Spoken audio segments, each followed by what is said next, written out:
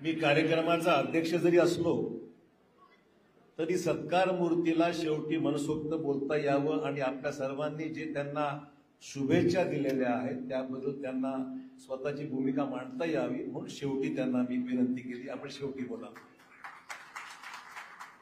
आजच्या या महाराष्ट्र विधान परिषदेचे नवनिर्वाचित सभापती सन्मान्य राम शंकररावजी शिंदे साहेब, सभापती महाराष्ट्र विधान परिषद, सन्मान्य आमदार आनंदरावजी बोंढारकर, बालाजीराव कल्याणकर, श्रीजयाताई चव्हाण, बाबूरावजी कोवळीकर, भाजपाचे शहर अध्यक्ष अमर राजूरकर, जिल्हाध्यक्ष दक्षिणचे हंबर्डे संतुकराव, जिल्हाध्यक्ष उत्तरचे किशोर देशमुख, माजी आमदार कोकर्णाजी, माजी आमदार अनंतकुमार पाटीलजी, माजी आमदार वडकुतेजी आणि मंचावरील असलेले सर्व माझे सहकारी, सर्वांची नावं घेण्यात वेळ घालवत नाही.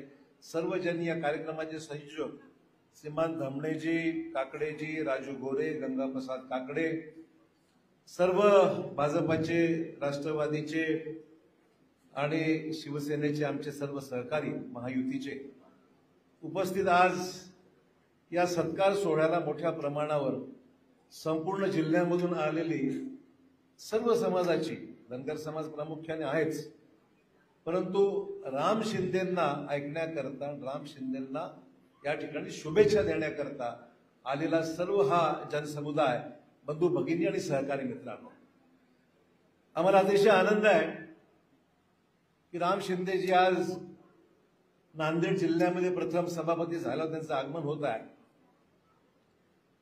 आणि महाराष्ट्राच्या विधानसभेचं सभापती, अध्यक्ष आणि वरिष्ठ सभागृहाचे सभापती ही फार महत्वाची आणि मोठी जबाबदारी आहे.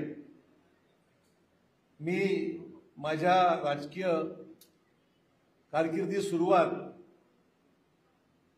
सन्मान्य नाईक साहेबांच्या कृपेने, सुधाकरराव नाईक साहेब राज्याचे मुख्यमंत्री होते, त्यांनी मला वरिष्ठ सभागृहामध्ये त्या ठिकाणी जायला संधी दिली आणि त्यावेळेस माझी सुरुवात त्या ठिकाणी झाली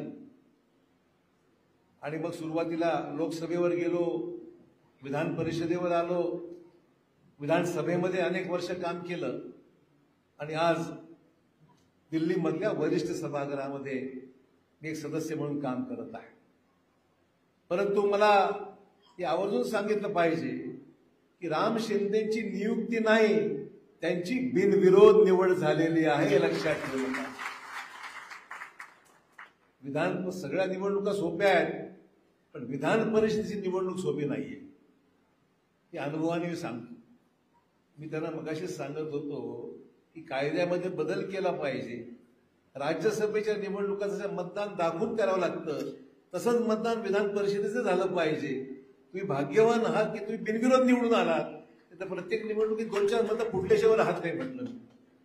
त्यामुळे मी त्याला म्हणलं तुम्ही भाग्यवान आहात, राज्याचे वरिष्ठ सभागृहाचे सभापती आपण झालेला आहात आणि सभापती झाल्यानंतर तुम्हाला सभागृह व्यवस्थितपणे चालवावं लागतं. खालच्या सभागृहातून आलेले निर्णय हे वरच्या सभागृहात पास करून घ्यावे लागतात आणि करत असताना न्याय द्यावा, सर्वांना बॅलन्स पद्धतीने जावं लागतं आणि राज्याला सुद्धा न्याय द्यावा लागतो. निर्णय घेतले जे असतात खालच्या सभागृहामध्ये, वरिष्ठ सभागृहामध्ये, ते निर्णय पास होतील याची दक्षता घ्यावी लागते. आणि त्यामुळे मी राम शिंदेजींचं मनपूर्वक अभिनंदन करतो. त्यांचा अनुभव दांडगा आहे. ग्रामपंचायतीपासून विधानसभेवर अनेक वेळा निवडून गेले आणि विधानसभेवर निवडून गेल्यानंतर मंत्री झाले, आज सभापती आहेत आणि एवढा मोठा अनुभव असलेला माणूस जर सभापती झाला तो 100% न्याय देऊ शकतो, याबद्दल कोणाला शंका नाही. आणि त्यामुळे त्यांच्यावर पडलेली जबाबदारी ही अतिशय महत्वाची आहे. मित्रहो, एक म्हण आहे की मुंबईतल्या कालबादेवीमध्ये गाडी चालवली तो कुठेही गाडी चालू शकतो, एवढी ट्रॅफिक आहे मुंबईच्या कालबादेवीमध्ये. आणि दुसरी म्हण अशी आहे, जो नगर जिल्ह्यामध्ये निवडून येऊ शकतो तो कुठेही काम करू शकतो. राजकारणातला जे अर्थ जो आहे, नगर जिल्हा ज्याला आपण आज अहिल्यानगर म्हणून आपण संबोधतो, फडणवीस साहेबांचे आभार मानले की त्याने आल्याबरोबर हा निर्णयाची अंमलबजावणी केली आणि तमाम महाराष्ट्रातल्या लोकांचे जे मनोदय होतं हे नाव बदललं पाहिजे आणि अहिल्यानगर या नावाने आपण त्या जिल्ह्याला नामकरण केलं पाहिजे. त्यामुळे अशा या जिल्ह्यातून जो राजकीय जिल्हा फार ज्वलंत आहे, मातब्बर मंडळी आहेत, सहकार क्षेत्रामध्ये वर्षानुवर्ष ज्यांनी लढाया केलेल्या आहेत, अशा या जिल्ह्यामधून राम शिंदेजी आज निवडून येतात हे कौतुकास्पद आहे आणि म्हणून मी त्यांना मनापासून शुभेच्छा देतो. आपली जी भारदस्त कारकीर्द राहिलेली आहे, एखाद्या निवडणुकीमध्ये कमी जास्त होत राहतं ती काही मोठी गोष्ट नाही आहे, पण मला खात्री आहे जी जबाबदारी त्यांच्यावर सोपवलेली आहे, आगामी काळामध्ये विधान परिषद तर सांभाळतीलच, पण विधानसभेमध्ये सुद्धा चांगल्या मताधिक्याने आगामी काळामध्ये आल्याशिवाय राहणार नाही, याबद्दल कुणाच्याही मनामध्ये शंका असायचं कारण नाही आहे. मित्र, मी सुद्धा 1992 ते 98 या विधान परिषदेमध्ये होतो आणि विधान परिषदेमध्ये मी गवई साहेबांना सभापती म्हणून पाहिलेला आहे, मी जयंतराव टिळक साहेबांना पाहिलेलं आहे, नासर फरांदे साहेबांना पाहिलेलं आहे आणि शिवाजीराव देशमुख साहेबांना पाहिलेलं आहे. ही सगळी कारकीर्द, ही सगळी मातब्बर मंडळी या विधान परिषदेमध्ये एकेकाळी 5-5 वर्ष 6-6 वर्ष सभापती म्हणून राहिलेले आहेत आणि वरच्या सभागृहामध्ये शिक्षक ज्या प्रमाणे शिक्षक मतदारसंघ आहे, पदवीधर मतदारसंघ आहे, या मतदारसंघातले आमदार ज्या उठतात बोलायला त्यावेळेस खूप काळजी सभापतीला घ्यावी लागते की सभागृहामध्ये कुठे वादळ निर्माण होणार नाही, मंत्री व्यवस्थित उत्तर देतील आणि महाराष्ट्रातले प्रश्न मार्गी लागतील, अशा पद्धतीने या सर्व ज्येष्ठ मंडळींनी सभागृह हाताळलेला आहे. आणि म्हणून मला खात्री आहे की वरिष्ठ सभागृह दिसतं तसं सोपं नाही आहे, परंतु ती कला चालवण्याची, ती धमक चालवण्याची आणि त्यातून ते करत असताना महाराष्ट्राची कामं झाली पाहिजेत, शिक्षकांची कामं झाली पाहिजेत, पदवीधरांची कामं झाली पाहिजे, परिषदेमध्ये निवडून आलेल्या ज्येष्ठ सदस्याला मान सन्मान राखला गेला पाहिजे आणि सरकारचंही काम झालं पाहिजे. अशा सर्व प्रयत्नातून मला खात्री आहे की राम शिंदेजी हे निश्चित चांगल्या पद्धतीने काम करून आणतील आणि या सभागृहाचं नावलौकिक.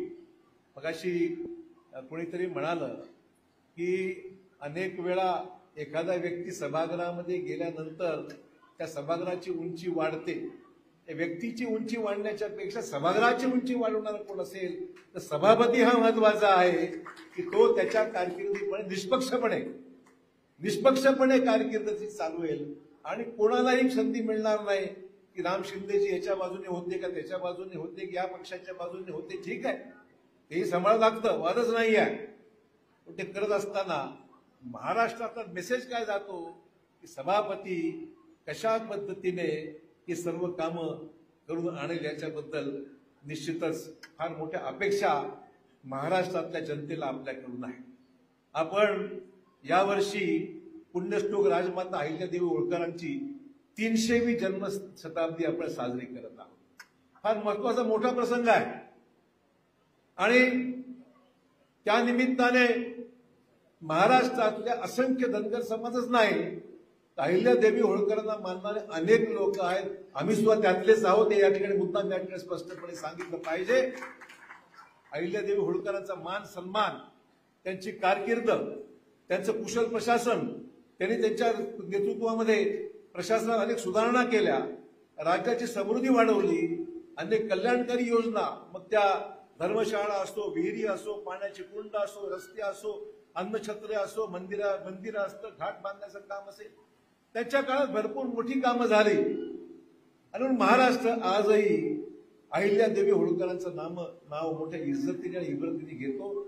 आजही लोकांच्या मनामध्ये तीच भावना आहे की अहिल्यादेवी होळकरांचं उचित स्मारक या प्रसंगाला महाराष्ट्रामध्ये नीटपणे मान सन्मानाने आगामी काळामध्ये उभं राहावं आणि त्यातून महाराष्ट्रात नेहमी स्मरणात राहावं, अशा प्रकारचं चांगलं काम झालं पाहिजे.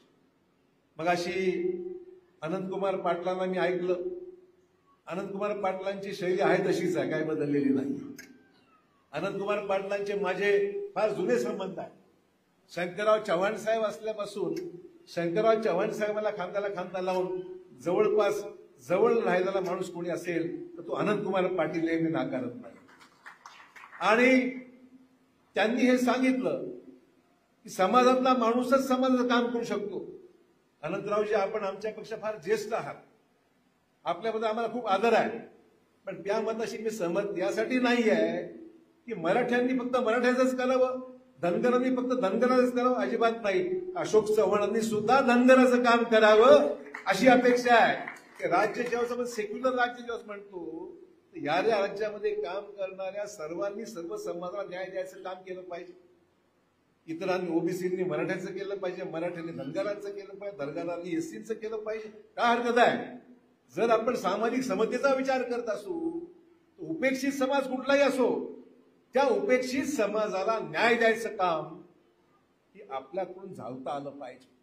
आम्ही समाजाचे प्रतीक आहोत, मान्य आहे, पण समाजाच्या पलीकडे जाऊन सुद्धा उपेक्षितांना न्याय द्यायचं काम, गरिबाला न्याय द्यायचं काम, आणि सर्व समाजाला वाटलं पाहिजे की माझ्याबद्दल सुद्धा इतर समाजाची माणसं काहीतरी विचार मांडतात.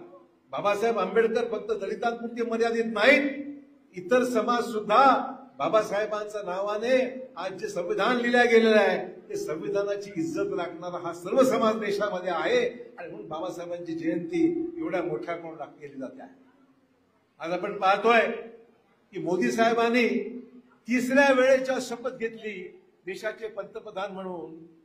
सभागृहात जात असताना प्रथम सेंट्रल हॉलमध्ये गेले आणि संविधानासमोर नतमस्तक प्रथम झाले की मी तिसऱ्यांदा देशाचा पंतप्रधान होत आहे, पण या संविधानामध्ये ज्या गोष्टी अपेक्षित आहेत ते माझं हे सरकार, जे आमचं एनडीएचं सरकार दिल्लीमध्ये आहे, ते एनडीएचं सरकार बाबासाहेबांनी लिहिलेल्या संविधानाच्या सगळ्या गोष्टीला तंतोतंत पालन करेल, सन्मान करेल आणि सर्व समाजाला न्याय देईल. यामध्ये तीळ मात्र शंका असायचं कारण नाही.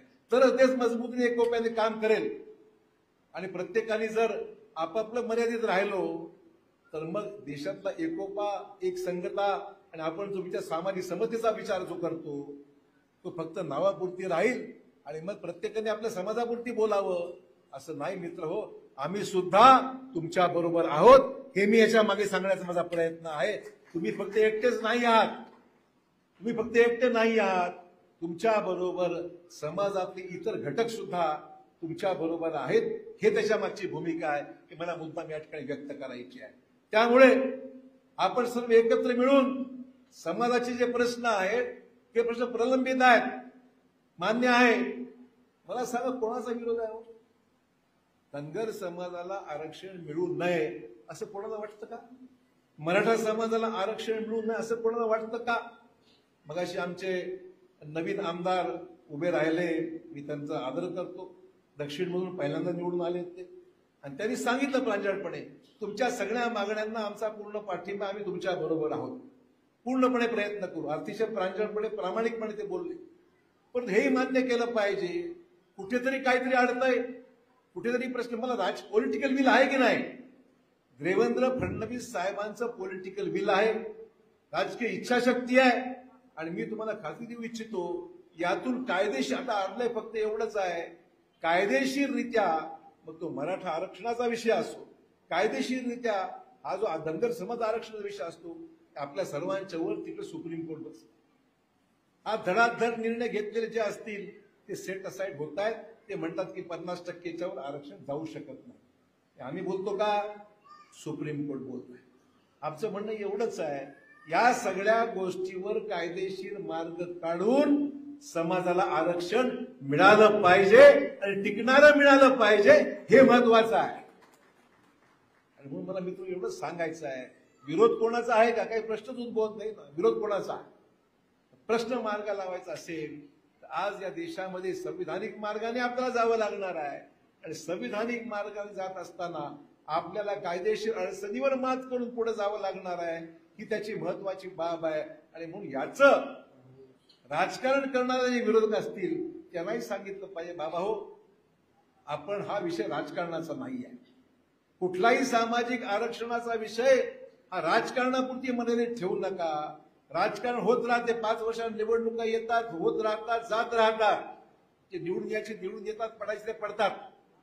परंतु शेवटी प्रश्न मार्गी लागण्याकरता आपल्याला राजकारणाच्या पलीकडे जाऊन समाजाला खऱ्या अर्थाने संविधानिक पद्धतीने आपल्याला मार्ग काढता आला पाहिजे. मित्र हो, हे मला या निमित्ताने आपल्याला मुद्दाम सांगायचं आहे. आज शिंदेसाहेब कर्जत जामखेड मतदारसंघातून निवडून येतात. अवघड मतदारसंघ आहे. मी मध्यंतरी जायचा योग आला मला. अर्थात त्यावेळेस मी दुसऱ्या पक्षात होतो. मला रोहित पवारांनी बोलवलं होतं म्हणून मी चक्कर मारायला गेलो होतो. पण मला हे सांगितलं पाहिजे की कर्जत जामखेडमध्ये गेले असताना सुद्धा लोक मला कानात घेऊन सांगत होते, साहेब या ठिकाणी खरा माणूस जो जनमानसाचा सपोर्ट कोणाला असेल तो राम शिंदेंना आहे. की त्याही वेळेस काम बोलतं ना माणसाचं. काही फक्त आम्ही मिरवणुका काढल्या, अमुक काढल्या, तमुक काढल्या म्हणून जय जयकार केला म्हणून नाही.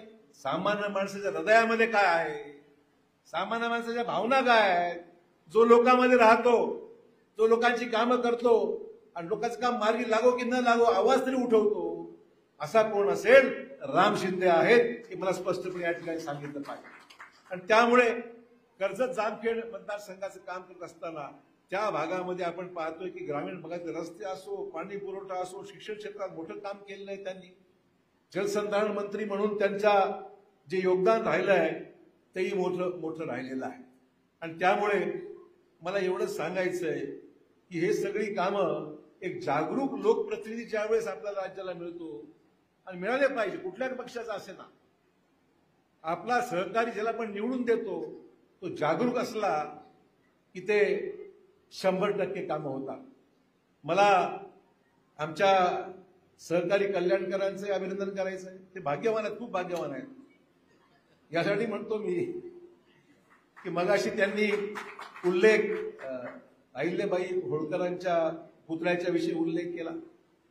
मला थोडी त्यांनी केलं, चांगली गोष्ट, मी तक्रार माहिती त्यांची नाही, पण त्यांना हे सांगितलं पाहिजे त्या कामामध्ये आमचाही थोडा खारीचा वाटा आहे हे सुद्धा मला सांगायचं. थोडा खारीचा, जास्त नाही, खारीचा वाटा, खारीचा. आम्ही भाजपचे सर्व आमदार रात्री यांना भेटलो, फडणवीस साहेबांना.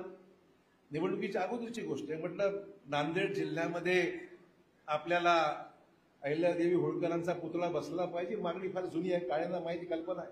अनेक वेळा तेही भेटले, हाके साहेब भेटले, आम्ही चर्चा होत राहायची.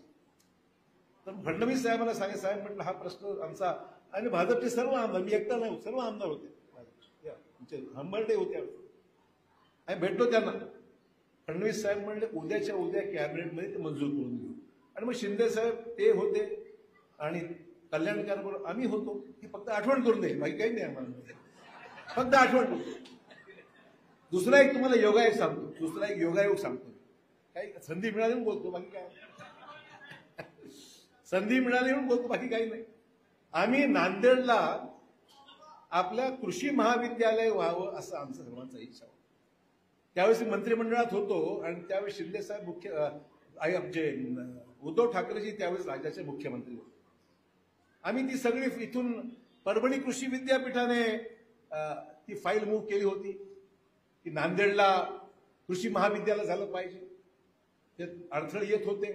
मग ती फाईल विभागीय आयुक्तांकडे गेली, विभागीय आयुक्तांकडे, सचिवांकडे गेली. सचिव म्हणाले साहेब फायनान्सचा विरोध आहे त्याला.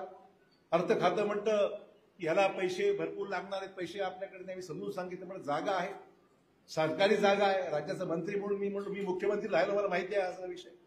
तर म्हटलं इथे जागा आहे, कृषी महाविद्यालयाची मोठी जागा आहे, कृषी महाविद्यालय ठराव आहे आणि म्हणून ती जागा उपलब्ध आहे, जास्त खर्च येणार नाही. आणि शेवटची कॅबिनेट होती उद्धव ठाकरे त्यावेळेस मुख्यमंत्री, शेवटची मीटिंग होती आमची, कॅबिनेटची मीटिंग. आणि ती फाईल, एवढी मोठी फाईल आम्ही उद्धव ठाकरेंकडे घेऊन गेलो. चीफ सेक्रेटरी म्हणले साहेब वित्त विभागाचा विरोध आहे त्या कामाला. तर मी चीफ सेक्रेटरीला म्हणालो, निर्णय राज्याचे मुख्यमंत्री घेतात, सचिव घेत नाहीत. म्हटलं लक्षात ठेवा, तुम्ही सेक्रेटरी आहात, मी राज्याचा मंत्री आहे, उद्धव ठाकरे या राज्याचे मुख्यमंत्री आहेत आणि हे काम झालं पाहिजे हे मी उद्धव ठाकरे सांगितलं. उद्धव ठाकरे फाईल पाहिली, ती फाईल थोडी निगेटिव्ह होती, शेवटी शेरा विरोधात लिहिला होता चीफ सेक्रेटरींनी. बस मुख्यमंत्र्याच्या सहीसाठी ती फाईल तेवढी थांबली आणि शेवटची कॅबिनेट झाली, मंत्रिमंडळ गेलं. आता आमचं मंत्रिमंडळ गेलं आणि कल्याणकरांचं आलं. आता कल्याणकर म्हणजे मुख्यमंत्र्यांचे उजवे डावे. ऐका ऐका, आणि ती फाईल त्यांनी घेतली, रेडीमेड फाईल, फक्त फाईल घेऊन गेले, सही घेऊन आले आणि मी आणलं म्हणले. आता ठीक आहे, उद्या आणलं. असा हा भाग्यवान माणूस आहे. काम माझं नाव त्याचं, असं होतं कधी कधी. हरकत नाही, हरकत काय हरकत. ही फक्त 2 उदाहरणं सांगितली, बाकी भरपूर आहेत, तर मी काही बोलत नाही. भाग्यवान म्हणतो मी. फक्त खुलासा यासाठी केला, कधी कधी राजकारण सहन करावं लागते. ठीक आहे म्हणलं, चला हरकत नाही, तुझी सरशी माझी सरशी म्हणते, चला हरकत नाही. काम नांदेडचं झालं ना, हे महत्वाचं. काम नांदेडचं झालं हे महत्वाचं आहे. आणि म्हणून नांदेडला शासकीय कृषी महाविद्यालय ही फाईल जी सुरू झाली ती शेवट एकनाथ शिंदेंनी केली. कोणी का असेना, फाईलवर सही शेवटची राहिली होती, एकच सही राहिली होती. जरा आनंदाची गोष्ट आहे. कधी कधी घडतं असं, पण नांदेडचं चांगलं झालं. नांदेडच्या चांगल्या कामात मी विरोध कधीच केला नाही आणि करणार नाही, हे मला मुद्दाम जाहीरपणे सांगितलं. आणि त्यामुळे आज या सगळ्या गोष्टीचा निर्णय घेत असताना मला मुद्दाम या गोष्टीचा उल्लेख यासाठी केला की आपण मोठ्या मनाने कामं केली पाहिजे. राज्यामध्ये अनेक प्रसंग येतात, अनेक प्रसंग जातात, खूप गोष्टी होतात, कटुता येते, परंतु विकासाच्या कामामध्ये उदाहरण घेतलं पाहिजे. शिंदे साहेबांच्या पश्चिम महाराष्ट्रातलं उदाहरण घेतलं पाहिजे, उत्तर महाराष्ट्राचं घेतलं पाहिजे. हुशार मंडळी आहे, एवढी हुशार मंडळी आहे, एवढी भाडून घेतील, पण विकासाचं काम आलं की सर्व एकत्र होतील. एक ही गोष्ट आपण मराठवाड्यात लोकांनी शिकलं पाहिजे. मराठवाड्यात लोक शिकलं पाहिजे की विकासाच्या कामाच्या बाबतीत पश्चिम महाराष्ट्र असो की उत्तर महाराष्ट्र असो, ही मंडळी विकासाच्या कामात कधी भांडत नाही. आणि त्यामुळे जिल्ह्याचं चांगलं होत असेल तर चांगल्या कामाला आपण कधी विरोध करता कामा नये आणि त्यातून जिल्ह्याचं भलं झालं पाहिजे, महाराष्ट्राचं भलं जायला पाहिजे. मित्रहो, विष्णुपुरी प्रकल्प आज नसता तर नांदेड जिल्ह्याला रेल्वेने पाणी प्यायची वेळ आली असती. हे लक्षात ठेवा की आपल्या सर्वांची जी काही भाग्यरेखा जी लिहिल्या गेलेली आहे, शंकरराव चव्हाण साहेबांच्या त्यावेळेच्या निर्णय जे काही झाले, दूरदृष्टी निर्णय झाले, त्यांना अनेक वर्ष गेली, पण आजही पाणी जे मिळते आम्हाला ते पाणी कदाचित इतर जिल्ह्याला मिळालं नसतं. अशा प्रकारचे प्रसंग आपण सर्वांनी अनुभवलेले आहेत. आणि त्यामुळे अनंत कुमारजी, आम्ही आपलं स्वागत करतो. आपण एक परखड विचारवादी आहात, स्पष्ट वक्ते आहात. आपल्या बोलण्यामध्ये एक गरिबाच्या प्रती असलेली तळमळ आपल्या मनामध्ये आहे, याची आम्हाला जाणीव आहे. आणि म्हणून अनंत कुमार पाटलांना मी या ठिकाणी कोटी कोटी प्रणाम करतो की एक खूप मातबर नेते आमच्या या भागातले आपल्या समाजाचे आहेत. आणि मला जुन्या आठवणी मुद्दाम यासाठी आहेत की शंकरराव चव्हाण साहेबांच्या बरोबर खांद्याला खांद्याला लावून लढणारे खऱ्या अर्थाने काम त्यांनी केलं आहे. मित्रहो, आज मनमोहन सिंग साहेबांना, आपला पंतप्रधान नरेंद्र मोदी साहेबांना 26 मे रोजी त्यांचा 11 वर्ष पूर्ण होत आहेत त्यांच्या कारकिर्दीला. थेट तिसऱ्यांदा पंतप्रधान होत आहेत, पण त्यांच्या कारकिर्दीला 11 वर्ष ही पूर्ण होत आहे. मनमोहन सिंग साहेबांचं नाव जरूर तोंडात आजही कायम आहे, कारण त्यांनी आम्हाला खूप मोठ्या मनाने त्यांनी आमचं काम केलेलं आम्ही नाकारत नाही. नांदेडला जे काही मिळालं आहे मनमोहन सिंग साहेबांच्या काळात मिळालं आहे. नागपूरच्या भेटीमध्ये 2-2.5 कोटी त्यांनी नांदेडसाठी दिले होते. आजही विसरू शकत नाही, कारण मी त्यांना सातत्याने भेटायचो आणि काम करून घ्यायचो. मनमोहन सिंग साहेबांचं ती कारकीर्द आणि आज नरेंद्र मोदी साहेबांनी 11व्या वर्षामध्ये पदार्पण करत असताना आज आपण पाहतोय की राज्यामध्ये सुद्धा भाजपाचं आपलं सरकार आहे. आज आम्हाला अभिमान आहे. कालच मी आमच्या फडणवीस साहेबांना भेटून आलो. जिल्ह्यातले सगळे प्रश्न त्यांना मी सांगून आलो, म्हणजे हे प्रश्न मार्गी लावले पाहिजेत. नांदेडच्या सिव्हिल हॉस्पिटलचा मुद्दा आहे, पैसे मिळाले पाहिजेत. नांदेडच्या आमच्या इरिगेशनच्या प्रकल्पाला पैसे मिळाले पाहिजेत. लहान लहान विषय आमचे जे मेडिकल कॉलेज आहे त्याच्याही कामाला मदत केली पाहिजे. या सगळ्या प्रश्नांचा यासाठी उल्लेख करत आहे की मला मुख्यमंत्र्यांनी आश्वासित केलं की तुम्ही चिंता करू नका, नांदेड जिल्ह्याच्या कामाविषयी मी बैठक लावतो आणि तुमचे प्रश्न 100% मार्गी लावल्याशिवाय मी राहणार नाही, हे आश्वासन मला मुख्यमंत्र्यांनी दिलं. आणि मग शिंदेसाहेब, आपण सामाजिक प्रश्नांचा उल्लेख या ज्यावेळेस झाला, आपण सर्व जाऊ ना. प्रश्नाशी दुमत कोणाचंच नाही आहे. आपण जाऊ मुख्यमंत्र्यांकडे, आपण त्यांना समाजाच्या भावना ज्या आपण आहेत त्या आपण काय म्हणताय तेच बोललो मीच बोललो उल्लेख करते त्या सगळ्या गोष्टी हो आम्ही राम शिंदे साहेब आता एका महत्वाच्या पोझिशनवर आहेत राम शिंदेंनी जर सभागृहात आदेश दिला तर सरकारला ऐकावं लागतं विचार करा सरकारला सुद्धा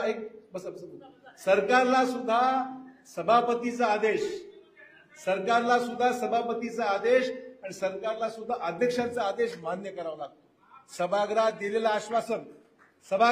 आश्वासन हे सभापतीचं आश्वासन हे सरकारला बंधनकारक राहतं हे मला मुद्दाम सांगितलं पाहिजे आणि म्हणून ज्या पदावर शिंदे साहेब आहेत त्या पदावर सुद्धा मित्र फार महत्वाचा आहे आणि म्हणून त्याच्या माध्यमातून मित्र आपल्याला हे सगळं काम करण्याकरता आपल्याला खूप त्याचा उपयोग होणार आहे आणि म्हणून एक फार मोठा उंचीचा माणूस शिंदे साहेबांच्या माध्यमातून एक उंचीचा माणूस आज आपल्याला लाभलेला आहे एक संविधानिक जबाबदारी त्यांच्यावर आहे एक कॉन्स्टिट्युशनल पोस्ट आहे ती संविधानिक जिम्मेदारीच्या व्यक्तीला आहे त्याला खूप विचारपूर्वक निर्णय घ्यावे लागतात आणि मला खात्री आहे त्यांचा जो प्रदीर्घ अनुभव आहे त्या अनुभवातून निश्चित हे सगळं प्रश्न मार्गी लावण्याकरता त्यांना आपल्याला त्याचा उपयोग करून घेता येईल आणि केवळ मी त्यांना नगरपूर्तीमध्ये नगरपूर्ती त्यांना मर्यादित करणार नाही मी त्यांना महाराष्ट्रातले तमाम प्रश्न आणि त्याचबरोबर मागासलेल्या मराठवाड्याचे तमाम प्रश्न सोडवण्याकरता त्यांची मदत आपल्याला घ्यायची आहे हे सुद्धा मला या ठिकाणी जाहीरपणे सांगायचं आहे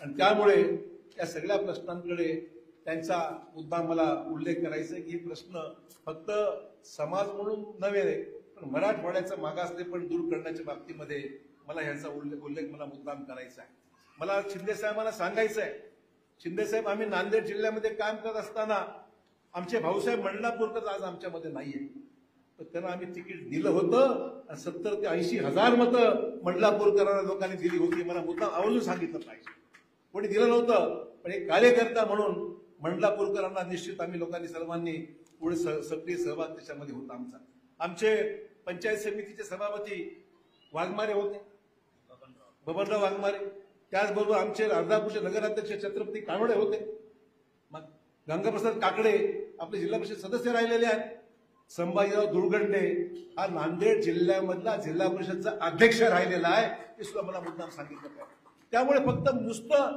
शाब्दिक हवा घालण्याचा विषय नाहीये प्रत्यक्ष कृतीमध्ये आणण्याचं काम मागेही केलं आणि पुढे सुद्धा आम्ही करत राहू हे मला या ठिकाणी मुद्दाम सांगितलं पाहिजे या ठिकाणी फार मोठी साथ जसं आज आमच्या फडणवीस साहेबांनी राम शिंदेंना ही संधी देऊन एक कर्तृत्ववान माणसाला वरिष्ठ सभागृहात बसवलं तर मला खात्री आहे आगामी काळामध्ये महाराष्ट्रामधल्या तमाम धनगर समाजाला मदत करण्याची भूमिका सन्मानाच्या जागा म्हणून लोकप्रतिनिधी होण्याचं संधी देण्याचं काम आम्ही सर्वजण हातभार लावू आणि त्याच्यामधून महाराष्ट्राचं फक्त एखाद्या व्यक्तीला बसवून काय होत नसतं त्या व्यक्तीच्या माध्यमातून महाराष्ट्राचं हित साधता आलं पाहिजे महाराष्ट्राच्या तमाम गरीब लोकांचं हित साधता आलं पाहिजे आणि समाजाचे प्रश्न आपल्याला सोडवता आले पाहिजेत ही त्याच्या मागची प्रांजळ भावना आहे मित्र एवढंच मला या ठिकाणी सांगायचं आहे पुनश्च एकदा राम शिंदे साहेबांना मनपूर्वक या ठिकाणी शुभेच्छा देतो आणि त्यांच्या माध्यमातून आम्ही त्यांना सहकार्य करू आणि तमाम समाजाच्या अपेक्षा आहेत त्या अपेक्षा विकासात्मक कामाच्या बाबतीमध्ये परिपूर्ण करण्याकरता त्यांना हातभार लावू एवढी या ठिकाणी ग्वाही देतो आपली रजा घेतो जय हिंद जय महाराष्ट्र जय मल्हार धन्यवाद साहेब जेवढी आम्हाला संधी दिली त्याहीपेक्षा दुप्पट संधी याच्यानंतर द्यावी अशी अपेक्षा आहे यानंतर आदरणीय शिंदे साहेब आदरणीय चव्हाण साहेब गेली 11 वर्ष झालं पुण्यश्लोक अहिल्यादेवी होळकर यांच्या जन्मशताब्दी निमित्ताने जयंतीच्या निमित्ताने माळेगाव यात्रेवरून चोंडीला पायी दिंडी जाते त्यामध्ये संभाजीराव धुळगंडे असतील बालाजीराव काळे असतील गोविंद गोरे असतील मुरारी कुंभारगावे असतील यांना असं वाटलं की आपण गेल्यानंतर आदरणीय नामदार राम शिंदे साहेब आमचा त्या ठिकाणी सन्मान करतात पोहोचल्यावरती चोंडीमध्ये तर त्यांना वाटलं की आपल्या नांदेड नगरीमध्ये आलेत आपणही साहेबांचा या ठिकाणी सत्कार करावा तेव्हा दिंडीच्या वतीनं पायी दिंडीच्या वतीनं नामदार राम शिंदे साहेब यांचा या ठिकाणी खोबऱ्याचा हार देऊन माळेगाव लोहा यांची प्रथा असलेला खोबऱ्याचा खारीक खोबऱ्याचा हार देऊन साहेबांचा या ठिकाणी सन्मान होत आहे कृपया कोणी स्टेजवरती गर्दी करू नये दिंडीच्या व्यतिरिक्त नंतर साहेब स्वागत घेणार आहेत सगळ्यांचा. सन्माननीय अशोकराव चव्हाण साहेबांनाही विनंती करतो आपणही यावं. गोविंदराव चव्हाण साहेबांनाही विनंती करतो आपण या ठिकाणी स्वागतामध्ये यायचं आहे.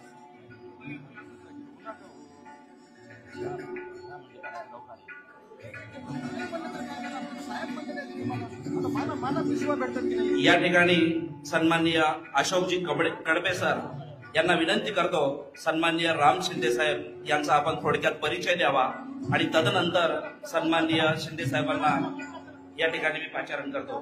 कडबे सर बोला. महाराष्ट्राचं वरिष्ठ सभागृह विधान परिषद विद्यमान सभापती राम शंकर शिंदे साहेबांचा मी थोडक्यात परिचय देतोय.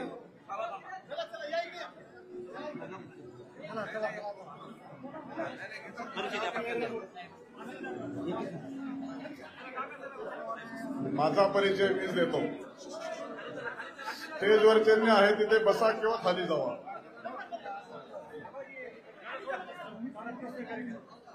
सगळ्यांचे सत्कार स्वीकारेल मी भाषण झाल्यावर.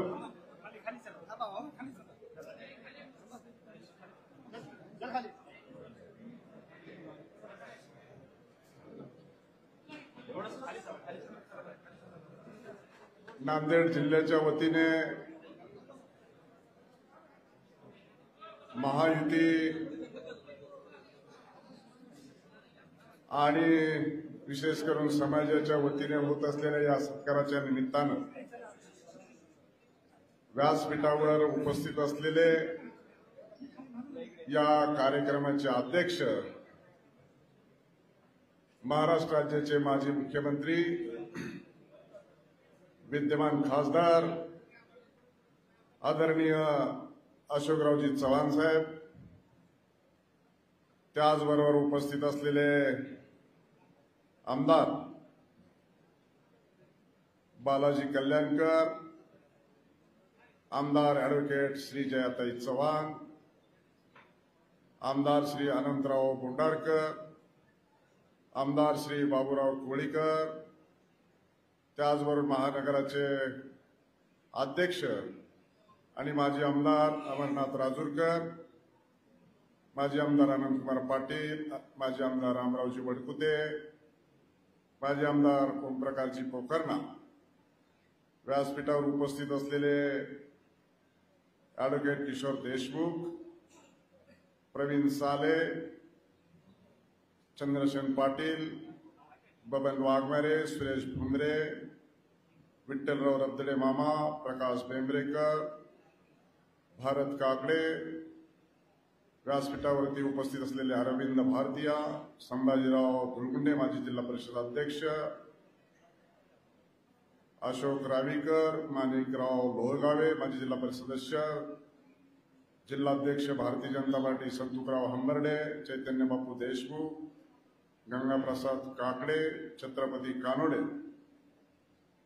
त्याचबरोबर सत्कार समितीचं आणि या कार्यक्रमाचे संयोजक एकनाथरावजी धमने, गंगाप्रसाद काकडे, पांडुरंग काकडे, राजू गोरे,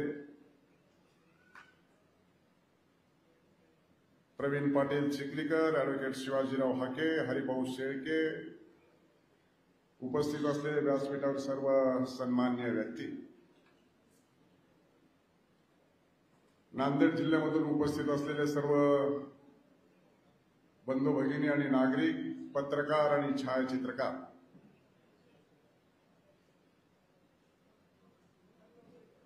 आज हा सत्कार होत असताना मंचावरती उपस्थित आपल्या जिल्ह्याचे सर्व महायुतीचे लोकप्रतिनिधी आहेत.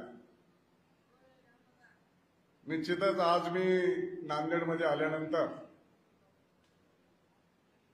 गुरु गोविंद सिंगजी यांचं दर्शन घेतलं आणि या पवित्र स्थळाला दर्शन घेत असताना खऱ्या अर्थाने आज ज्याप्रमाणे आपला गुढीपाडव्याचं नववर्ष सुरू होतं त्याप्रमाणे आज शीख बांधवांचं नवीन वर्ष सुरू होते. आज बैशाखी आहे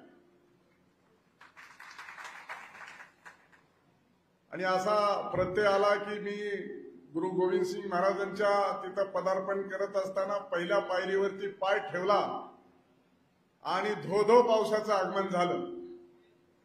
पावसाळ्यात पाऊस पडला तर त्याचं कौतुक नाही, पण उन्हाळ्यात पाऊस पडला ते काय माहित नाही मला काय झालं. पण आज नांदेडमध्ये खऱ्या अर्थाने अशी मला एक वेगळीच अनुभूती आली आणि आपण खऱ्या अर्थानं भाषण करत असताना सगळे भाषण करत होते. शेवटी मला असं वाटलं की कार्यक्रमाचे अध्यक्ष आहेत आणि राज्याचे माजी मुख्यमंत्री आदरणीय चव्हाण साहेब राहिलेले आहेत. सभेचा प्रोटोकॉल काही असला तरी माझी इच्छा होती की त्यांनी शेवटी भाषण केलं पाहिजे. पण मला शेवटी भाषणाची संधी दिलेली आहे. खरं तर वास्तविक पाहता या सगळ्या प्राप्त परिस्थितीमध्ये आपण सगळ्यांची भाषणं विस्तृत स्वरूपामध्ये झाली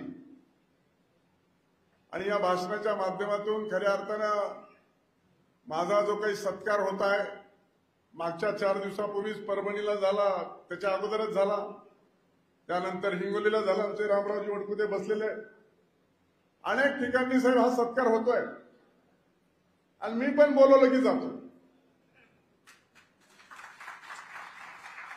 कारण साहेब आपण जी काय 5-6 नावं सांगितली आपल्या कालखंडामध्ये वि स पागे असतील, सुगवई असतील, फर्नांडिस सर असतील, शिवाजीराव देशमुख असतील, रामराजे नाईक निंबाळकर असतील, हेच 5-6 झाले. राजूरकर साहेब अतिशय हुशार आणि विद्वान असलेली लोक होती, त्याच्याबद्दल काही शंका असण्याचं कारण नाही. पण परिस्थितीनुसार त्यांच्या आणि माझ्या वयात जो काही फरक आहे त्यामुळे मला एका जागेवर बसवत नाही. त्यामुळे मी देखील लोकात जातो आणि कमी वयात सभापती झाल्यामुळे महाराष्ट्रालाही सभापती बघायला मिळायला लागलाय. आणि खरं तर हे सभापती बिनविरोध झाला साहेब, बिनविरोध तर झालो, पण मी एक मताने सभापती झालोय.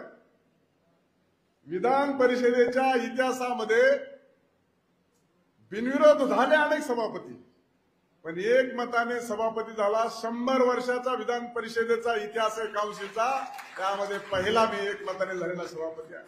त्यामुळे त्याची गरिमा मोठी आहे, नाव मोठं आहे. साहेबांनी सांगितलं, साहेबांचा अनुभव मोठा आहे, कारण साहेबांची सुरुवातच विधान परिषदेपासून झाली आणि 4ही सभागृहाचा अनुभव आहे.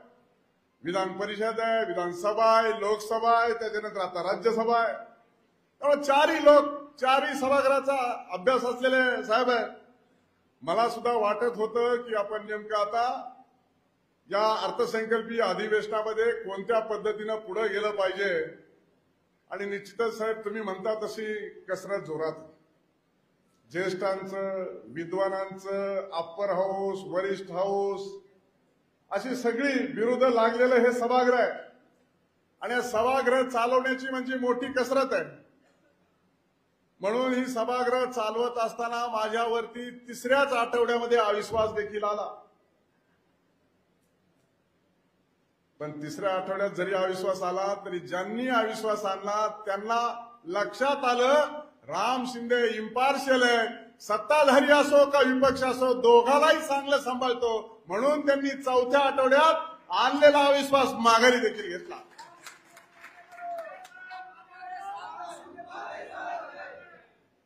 आणि म्हणून खऱ्या अर्थानं आपण जे म्हणलात की वरिष्ठ सभागृह ते काही साधं सुद्धा दिसतंय तसं नाही आहे. त्याचा अनुभव साहेब मला पहिल्याच अधिवेशनात आला.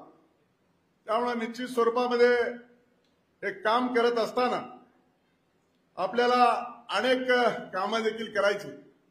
साहेबांनी सांगितल्याप्रमाणे आणि सर्वच आमदारांनी देखील सांगितल्याप्रमाणे विधान परिषदेचा अध्यक्ष असो की विधानसभेचा अध्यक्ष असो, कॉन्स्टिट्युशनल हे पद आहे. त्यामुळे या पदाकडून दोन्ही बाजूच्या सत्ताधारी आणि विरोधी पक्षाच्या लोकांना अपेक्षा असतात, त्या अपेक्षा सुटल्या पाहिजेत.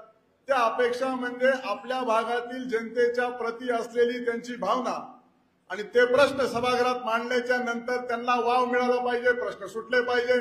सरकारने सकारात्मक भूमिकेतून त्यांचा प्रश्नाला उत्तर दिलं पाहिजे आणि जर उत्तर दिलं नाही तर अध्यक्ष आणि सभापतीचं कर्तव्य ठरतं योग्य आणि चांगल्या पद्धतीचा प्रश्न आहे तळमळीने मांडला तर त्याच्यामध्ये इंटरव्ह्यू करून त्यांना प्रश्नाला सरकारला भाग पाडावं लागतं की याचं बरोबर आहे याच्या प्रश्नाला न्याय देण्याची आवश्यकता आहे आपण सकारात्मक उत्तर द्या नाहीतर सभागृहामध्ये बैठक बोलून त्याच्या संदर्भामध्ये आम्ही निर्णय घेऊ. पण बाब मोठी आहे पदही मोठं आहे पण पदाच्या निश्चित स्वरूपामध्ये पदाला न्याय देण्याच्या भूमिकेमध्ये शेवटी आपण ज्या पद्धतीने सांगितलं की महामानव डॉक्टर बाबासाहेब आंबेडकरांनी आपल्या देशाचं संविधान लिहिलं उद्या त्यांची जयंती होत असताना आपल्याला दिसते मोठ्या जल्लोषामध्ये महाराष्ट्रातच नव्हे तर देशामध्ये ही जयंती होती आहे आणि साहजिकच ही जयंती होत असताना तुम्हाला आम्हाला सर्वांना अभिमान आहे पण हा आढावा घेत असताना या स्वातंत्र्य उत्तर कालखंडामध्ये कॉन्स्टिट्युशनल हे पद मिळण्याचा समाजाला महाराष्ट्रातच नव्हे साहेब तर देशात पहिल्यांदा संधी आहे त्यामुळे उत्स्फूर्त स्वरूपामध्ये लोक सत्कारही करतात शेवटी हे काम करत असताना न्याय देत असताना ही भूमिका झाली पाहिजे आणि म्हणून मी पहिल्यांदा कर्जत जामखेडमधून निवडून आलो दुसऱ्यांदा निवडून आल्याच्या नंतर मंत्री झालो आणि मंत्री झाल्याच्या नंतर आपली मागणी होती की पुण्यश्लोक अहिल्यादेवी होळकरांची आपण आता त्रिशताब्दी जन्मवर्ष साजरे करतोय आपण 2017 मध्ये शासनाच्या वतीने जयंती साजरी झाली पाहिजे ही मागणी होती ते मी मंत्री असताना आणि देवेंद्र फडणवीस मुख्यमंत्री असताना ती आपण मान्य केली आता शासनाच्या वतीने जयंती होते अनेक दिवसाचा प्रलंबित प्रश्न होता सोलापूर विद्यापीठाला पुण्यश्लोक अहिल्यादेवी होळकरांचं नाव द्यावं ते देखील आपण पुण्यश्लोक अहिल्यादेवी होळकरांचं नाव दिलं त्याची अंमलबजावणी केली त्याचबरोबर मुंबईमध्ये देखील एका कॅन्सर हॉस्पिटलला नाव द्यायची मुंबई महापालिकेने ठराव देऊन देखील तो प्रलंबित होता आणि तो देखील आपण गेल्या एकनाथ शिंदे साहेबांच्या कालखंडामध्ये त्या ठरावाची कार्यपूर्ती केली आणि कॅन्सर हॉस्पिटलला नाव देण्याचं काम केलं आपण ज्यावेळेस अटल सेतूवरून जातो त्यावेळेस समोरच जी मोठी बिल्डिंग दिसती ती पुण्यश्लोक अहिल्यादेवी होळकर कॅन्सर हॉस्पिटल आहे असं त्याचं नामकरण झालेलं आहे आणि म्हणून या संदर्भामध्ये निश्चित स्वरूपामध्ये काम करत असताना आता त्रिशताब्दी जन्मवर्ष आहे पुण्यश्लोक अहिल्यादेवी होळकरांचं जन्मगाव हे आता अहिल्यानगरमध्ये येते त्याचं नामकरण देखील झालं जसं उस्मानाबादचं धाराशिव औरंगाबादचं छत्रपती संभाजीनगर झालं त्यानंतर हे अनेक वर्ष प्रलंबित असलेलं नामकरण कारण पुण्यश्लोक अहिल्यादेवी होळकरांचं एवढं मोठं काम आहे 16 महिन्यामध्ये घोषणा झाल्याच्या नंतर अंमलबजावणी झाली आणि अहमदनगरचं अहिल्यानगर झालं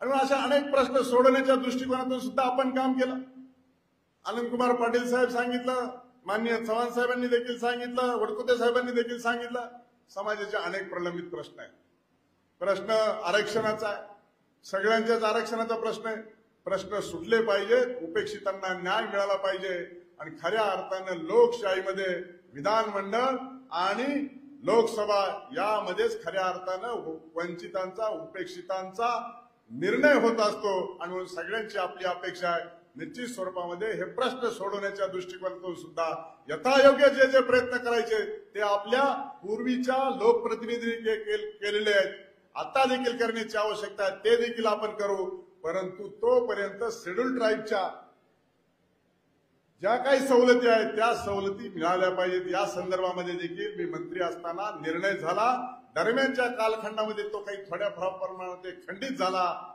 परंतु त्याचा प्रत्यय देखील आपल्याला वेगवेगळ्या माध्यमातून आले आणि त्याला सुद्धा आपल्याला पुशअप करण्याची आवश्यकता आहे त्यासाठी सुद्धा या पदाचा चांगल्या पद्धतीने उपयोग होऊ शकतो आणि मग त्रिशताब्दी जन्मवर्षाच्या निमित्तानं आता जवळपास तत्वता मान्यता दिलेली आणि 29 तारखेला श्री क्षेत्र चोंडी येथे साहेब पहिल्यांदाच महाराष्ट्राच्या निर्मितीनंतर ग्रामीण भागात छोट्या गावामध्ये राज्याच्या मंत्रिमंडळाची मीटिंग होणं ही पहिलीच काळ आहे.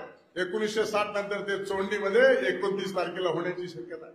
म्हणजे मान्यता झाली, फक्त तारखेचं मागं पुढे होऊ शकतात. आणि त्या ठिकाणी आल्यानंतर त्याचा बृहत आराखडा असेल, त्याचं मंजुरी असेल, त्याचं देखील आता हायपॉवर कमिटी समोर वेटिंगला आहे. आणि निश्चित स्वरूपामध्ये हे काम करत असताना तुम्हाला आम्हाला हा आनंद झालेला आहे. आणि निश्चितच हे काम करत असताना, न्याय देत असताना शेवटी लोकांना असं वाटतंय की नेमकं सभापती झाल्यानंतर काम काय असतं. जसं तुम्ही सांगितलं, तुमची जुगलबंदी मी बघितली आता कल्याणकरांची आणि तुमची, आणि आमचा जिल्हा तर तुम्ही सांगितलं, एका वाक्यात सांगितलं, मातबर जिल्हा आहे. नगर जिल्हा म्हणजे मातबर जिल्हा आहे. आणि आमच्याकडचे माणसं एकमेकाच्या विरोधात असतात की नसतात हे तुम्हाला काय, आम्हाला कळत नाही. आणि साहेबांच्या जुन्या पक्षातले, त्यामुळे आम्हाला कळलं साहेब नेमकं काय बरोबर आहेत का विरोधात आहेत. आता झालंय काय, विरोधात आहे म्हणले दोघांचेही कारखाने बिनविरोध निघालेत, शेजारी शेजारी. त्यामुळे माझ्यापेक्षा तुम्हाला जास्तीच त्याची माहिती आहे. परंतु तरी पण मी नगर जिल्ह्यात तग धरून आहे, नगर जिल्ह्यात तग धरून आहे. साहेब फक्त 622 मतांनी माझा पराभव झाला आहे. हे 622 मतं म्हणजे कोणाच्या विरोधात? माझं मताचं मार्जिन 622 मताचे फरक. मी निवडून आलेल्या आमदारांच्या 197 आमदारांपेक्षा जास्त मत आहेत मला. पण आता शेवटी करणार काय? आणि मी पहिल्यांदा निवडून आलो साहेब, 42,000 मतं पडली, त्यात 12,000 निवडून आलो. आता 42 त्रिक 1,26,000च्या पुढे 433 मतं पडले, तरी मी 622 मतांनी पडलो. आता हे संख्याशास्त्र आहे. पण पक्ष असतो तर भाजप.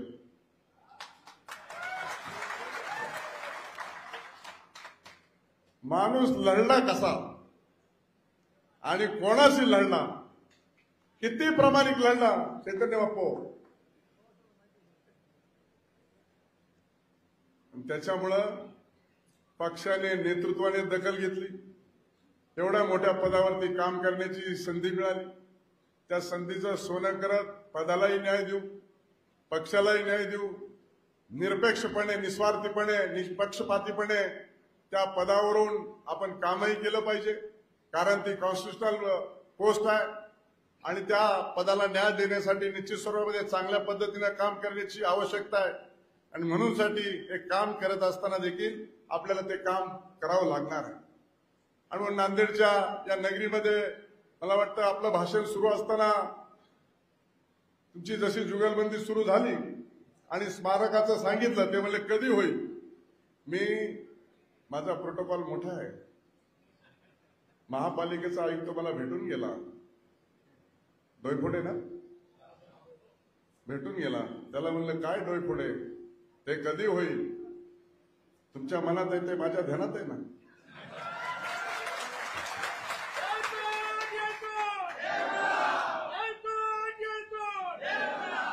मग सुरेश भुमरे माझ्या कानात सांगत होते, मंजूर तर झाले पण पैसे नाही तर.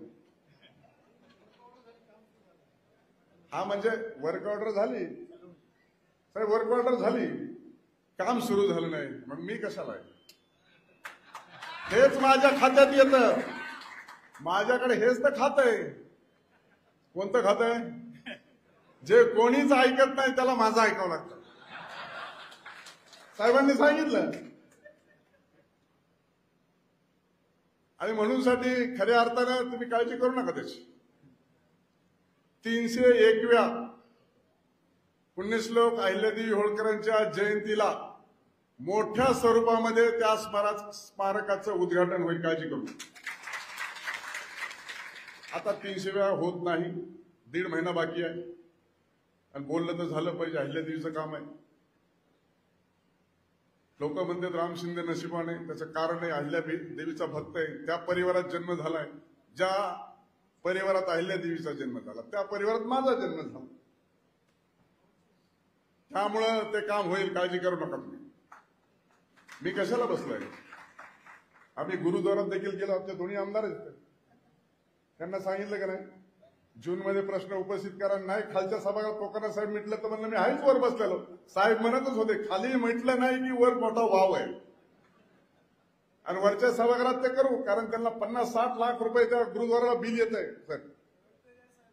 हो, गुरुद्वाराला 50-60 लाख रुपये लाईटचं बिल येत आहे. त्यांच्याकडे मोठी जागा उपलब्ध आहे, एवढा मोठा सोलर खाली आपला राज्य आपण ऍग्रिकल्चर वीज देतोय. आता वीज बिल शेतकऱ्यांना माफ केलेलं आहे, आणि त्याच्यामुळं गुरुद्वारासाठी 2-4 एकरामध्ये जर सोलर पार्क केलं तर काय हरकत आहे, त्यांचं बिल वाचेल. कारण गुरु गोविंद सिंगनी त्यांची एवढी इस्टेट जागा दवाखान्याला दिली, एसटी स्टँडला दिली, अजून कुठे दिली, रेल्वेला दिली, एअरपोर्टला दिली. मग त्या गुरु गोविंद सिंगासाठी आपण थोडी सवलतीचं काम केलं तर ते तुमचं आमचं या नेतृत्वाचं आणि माझंही कर्तव्य आहे. आणि म्हणून जे लोकांना अभिप्रेत आहे, अपेक्षित आहे, ते निश्चित स्वरूपामध्ये काम करण्याची आवश्यकता आहे. आणि म्हणून निश्चित स्वरूपामध्ये येणाऱ्या कालखंडामध्ये ते देखील आपल्याला करावं लागेल. शेवटी उपेक्षित, वंचित, शोषित या स्वातंत्र्य उत्तर कालखंडामध्ये असलेल्या व्यक्तींनी आपल्याकडेच मोठ्या आशेने आणि अपेक्षेने पाहत असतात, आणि त्यांचे जे आशा आहे, त्यांचे जे अश्रू आहेत तेच पुसण्याचं काम खऱ्या अर्थानं लोकशाही मध्ये लोकप्रतिनिधी करत असतात. आणि म्हणून साठी आपली जगात लोकशाही मोठ्या प्रमाणात आहे आणि दृढ आहे. आणि म्हणून सगळ्या जगात जर लोकशाही मोठी कोणती असेल तर ती भारत देशाची आहे. आणि म्हणून आपल्याला हे मोठं मन घेऊन काम करावं लागतं, आणि हे काम केल्याच्या नंतरच खऱ्या अर्थानं आम्हाला सर्वांना न्याय मिळत असतो. आणि म्हणून गेली 75 वर्ष आपलं हे संविधान अबाधित आहे, आणि त्याच्यावरती आपण चाललेलो आहे.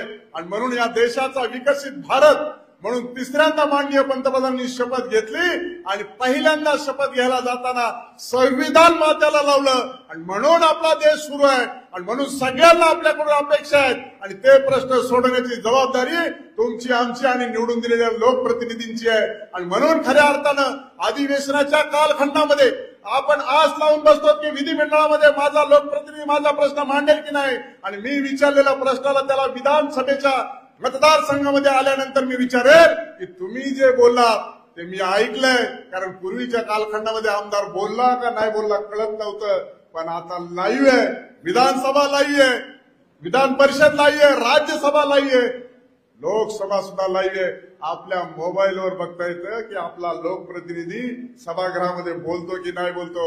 आणि म्हणून आता अनेक विषयांनी असा लोकाभिमुख होत चाललेला हा कारभार आहे. आणि ह्या कारभाराचे खऱ्या अर्थानं या स्वतंत्र भारत देशाचे आपण नागरिक आहोत, आणि आपल्याला निश्चित स्वरूपामध्ये विकसित भारत देशाचे नागरिक म्हणून तुम्हाला आम्हाला सर्वांना अभिमान आहे.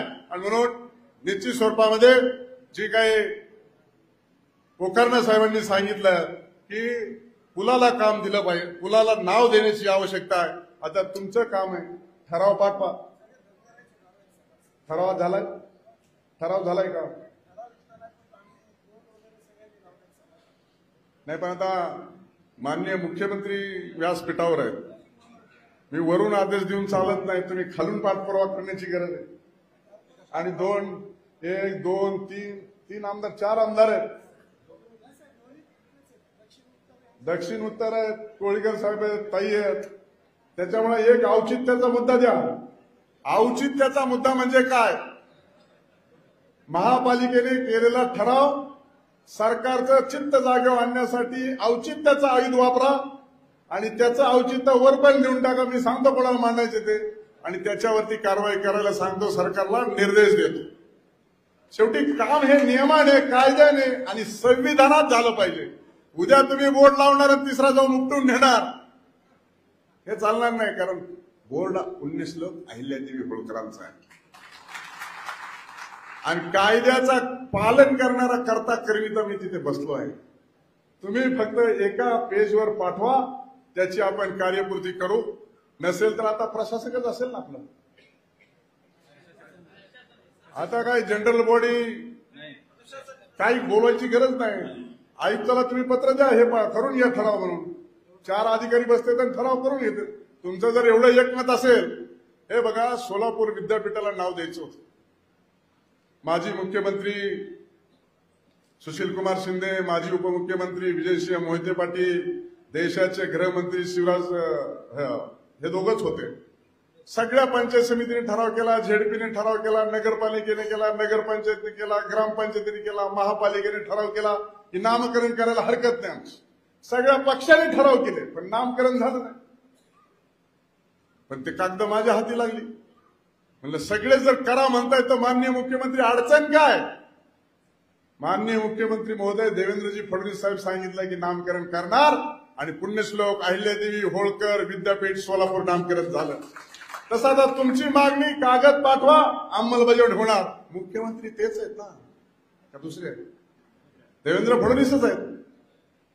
आणि मग फडणवीस साहेब मुख्यमंत्री जर इकडं तिकडं गोळ झाला तर मी डायसवर बसलो फक्त तुम्ही अशी चिठ्ठी हलवा. याचं काय नांदेडचं? मी वर बसल्या बसल्या आदेश देतो. हेच अधिकार आहेत मला, दुसरं काय अधिकार आहे? दुसरे अधिकार काय आहेत माझ्याकडे? हेच अधिकार आहेत. जे कोणाला जमत नाही ते मला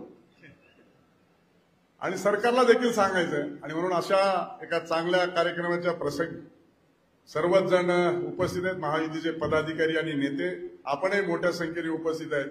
निश्चित स्वरूपामध्ये आपण सांगितलेली कामं, घेतलेली भूमिका आणि केलेला सन्मान हा नांदेडकरांचा माझ्या मनामध्ये आणि ध्यानामध्ये राहील.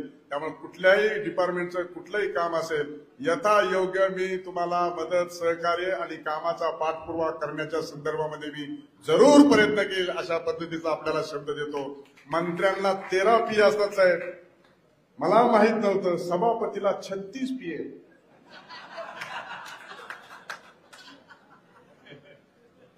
आता काय करायचं? हे काम कशासाठी? ह्याच्यासाठीच आहे. त्यामुळे सगळ्याला विभाग वाटून दिले. त्यामुळे कामाची कुठलीही अडचण येणार नाही एवढं या निमित्तानं आपल्याला सांगतो. निश्चित स्वरूपामध्ये आपण जो काही सत्कार केला त्या सत्काराच्या चांगल्या पद्धतीनं माझ्या लक्षात राहील आणि आपण देतो. येथेच थांबतो. जय हिंद, जय महाराष्ट्र, जय मल्हार.